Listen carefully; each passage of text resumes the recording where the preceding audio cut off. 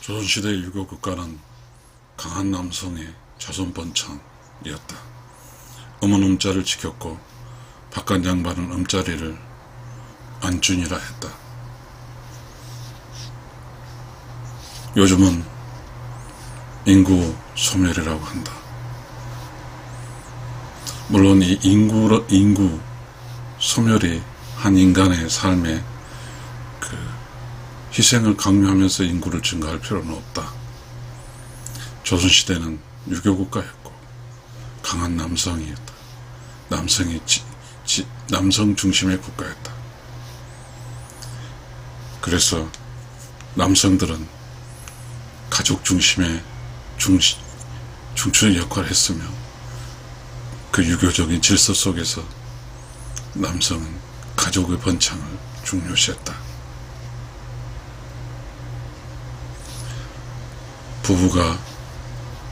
조선시대 부부는 자식들을 많이 낳았다. 타산이었다. 강한 유교국가, 강한 남성이 자손을 번창시킨 것이다.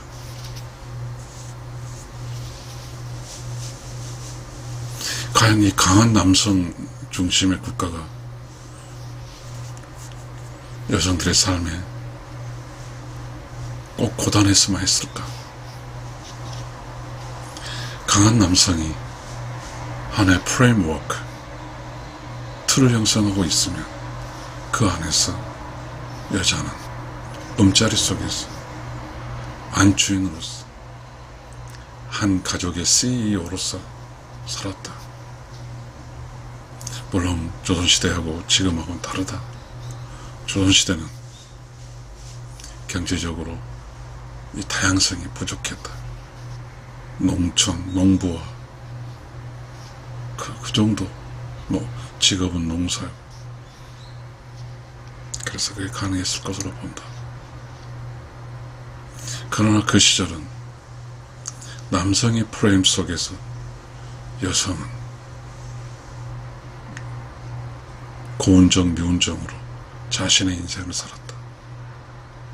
이 인생길은 누구는 쉽고 누구는 어려운 게 아니다. 그런데 이 인생길에서 누구는 쉽고 누구는 어렵게 되는 그런 구조가 되어버리면 안 된다고 생각한다. 조선시대는 강한 남성의 자손 번창의 나라였다. 이 남성들은 밭을 갈고 소를 몰고 소를 키우고 노동력인 힘을 가지고 가족을 먹여 살렸다. 그래서 조선시대는 그 강한 남자 그리고 강한 가족의 경제를 담당한 남자가 필요했다. 그래서 조선시대 여자들은 남아선호 사상이 있었다. 그리고 조선시대 여자는 남자와 함께 살아갈 수 있는 기술을 가지고 있었다. 자신의 편에 있는 한 가족의 자신의 편에 있는 남편을 존중해줬고, 그리고 남편이 강해졌고, 그 강한 남편과 함께 아이를 낳고, 그리고 농사를 지으면서 살았다. 나는 그런 이야기를 들은 적이 있다. 내 나이가 61살이기 때문에. 우리 엄마 꼴의 이야기들이다. 그들이 결코 불행하지 않았다. 사랑하는 남편과, 비록 남편이 무뚝뚝하고 했지만, 그 시대는 유교국가의 흔적가 남아있는 그 시대는 남자와 여자, 그곳에서는 어떠한 남자는 밖에서 일하고 아내는 집에서 살림하는 이 틀이 형성된 그 시대에 가족이 있었다. 가족은 아이들이 학교 갔다 오면 엄마가 집에 있었다. 그게 남자가 강한 시대의 전형적인 가족이다.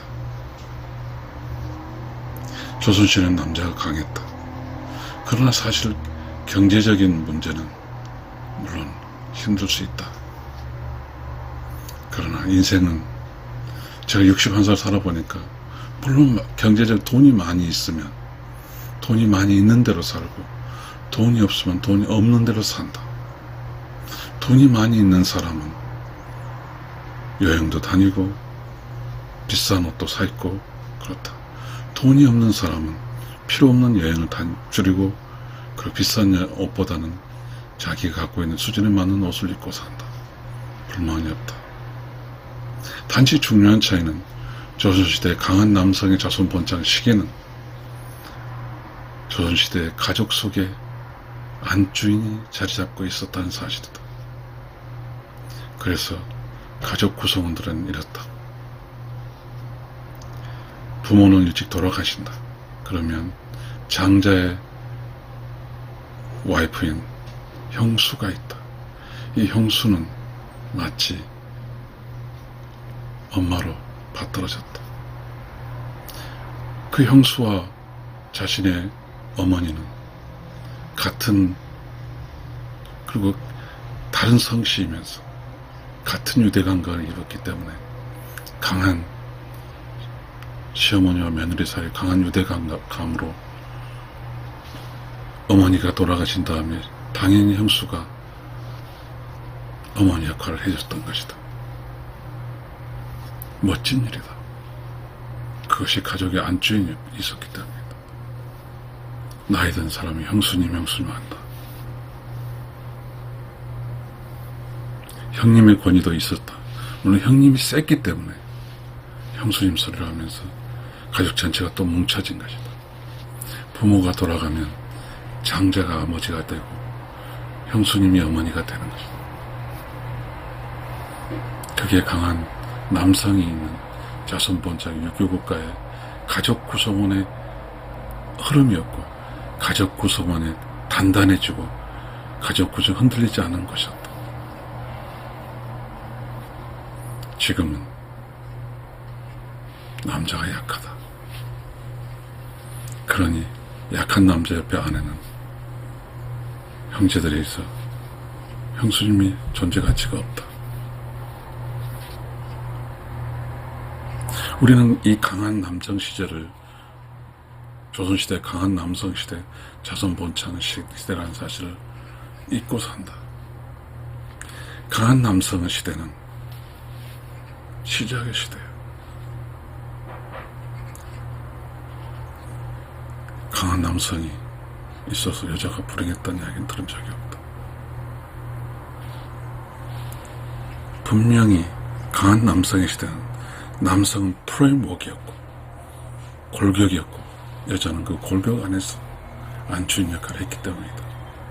그러나 지금 남성이, 약한 남성은 무너져서 골격이 없다. 골격이 없는 곳에 강한 여자들이 있다. 그러다 보니까 강한 남성에 대한 부작용으로 생겨서 남성이 약화되고 강한 여성 될 것은 어쩌면 인과응보니까 그럴 수 있다. 그러나 지금은 남성이 약화돼서 없어져 버리고 여성만 있는데, 이 사회가, 우리가 살고 있는 공간이 과연 바람직한가?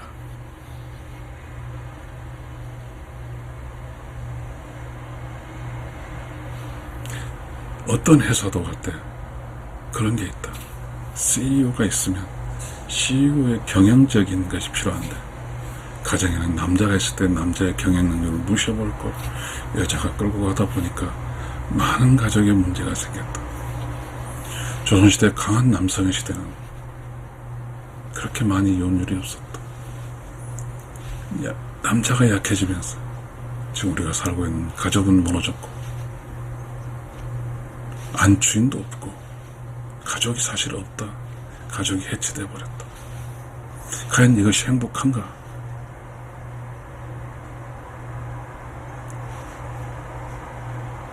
아버지도 약해졌고 남편도 약해져 버렸다. 남자 자체가 약해져 버렸다.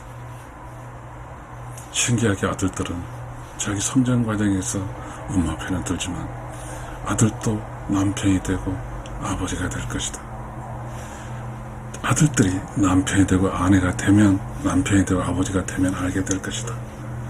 약해진 남성의 권위가 이 세상에 살기가 얼마나 무력해지고, 그 삶이, 무력해진 남성의 삶이 바람직한지 바람직하지 않는지 스스로 깨달을 것이고, 그래서 자신이 남자 어린아이는 자신이 어른이 돼서 자신의 아버지에 대한 잘못된 자신의 행동에 대해서 반성하게 될 것이다. 조선시대 유교국가는 강한 남성이 지배한 자손 번창의 시대였고, 지금은 약한 남성으로 자손 번창 못한다. 애들 하나 낳고 낳지 않는다. 어떤 남자가 약해져서 가족, 그 조상 이런 것도 다 약해져 없어져 버렸다.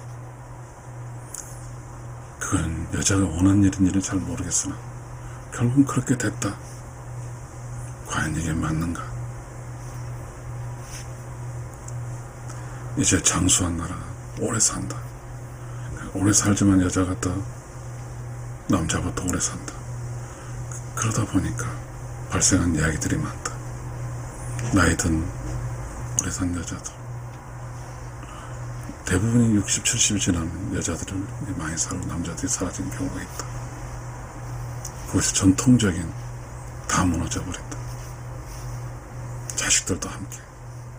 자식이, 즉 아들들이 약해진 남자 아버지 영향으로 자식도 약해진다. 일단 남자가 약해진다는 것은 자손 번창이 되지 않는다는 뜻이다. 남자가 약해진다는 것은 골격이 무너진다는 뜻이다. 남자가 약해진다는 뜻은 가정이 무너졌다는 뜻이다. 조선시대 유교 국가는 강한 남성의 국가였고 자손 번창의 국가였다. 그리고 그 프레임, 강한 남성의 골격 속에 안주인들은 그 나름대로, 비록 경제적으로는 강하지 않았다 할지라도 나름대로 자기 역할을 하면서 인생길을 보람차게 살았다. 지금 우리는 경제적인 가치는 부자가 됐고 돈도 많이 번다. 그러나 우리는 가족이 없기 때문에, 약한 남자이기 때문에 강아지와 살고 혼자 살고, 다들 강아지 키워 산다. 집에 남자가 있어도 남자를 대우하지 않았기 때문에 남성의 든든함과 남성스러운 그런 어떤 한 여자에 대한 피드백 사랑을 여자 스스로 그걸 버렸기 때문에 여자도 외로움 속에 살고 있다. 무엇이 문제일까? 조선시대 강한 남성 국가는 남녀 평등이 아닌 음양의 조화로 살았어. 음과 양이 서로 협력하며 살았어. 둘 다 끝까지 외롭지 않게 살았다. 그러나 지금 남녀 평등이었어. 남자와 여자가 경쟁을 하고 있다. 남자와 여자가 적이다. 지금 대다수 모두 살고 있는 부부들이 남녀 평등이라는 그런 닥트린, 이상한 닥트린을 살고 있으면서 남자를 무력화시켰다. 그러다 보니까 약해진 남자 속에는 자손 번창이 없고 인구가 감소되고, 약해진 남자 속에는 여자가 한 남자로부터 사랑을 받을 수가 없다. 그러니 여자는 외로워지고, 그러니 여자는 개와 살고 또한 다육이와 산다. 이 세상에 살아가는 것은 다 자연의 이치는, 이 자연의 이치와 우주 질서가 다 있다. 남자는 남성들과 여자들 함께 협력해서 살면 다른데 왜 그 쉬운 것을 못할까? 우리는 유교 조선국가의 강한 남성의 자손 번창의 시대가 희미하지만, 잊혀졌지만 우리에게 점점점 남자의 힘이 강해질 필요가 있다는 그런 공감대가 형성되어 가고 있다. 감사합니다.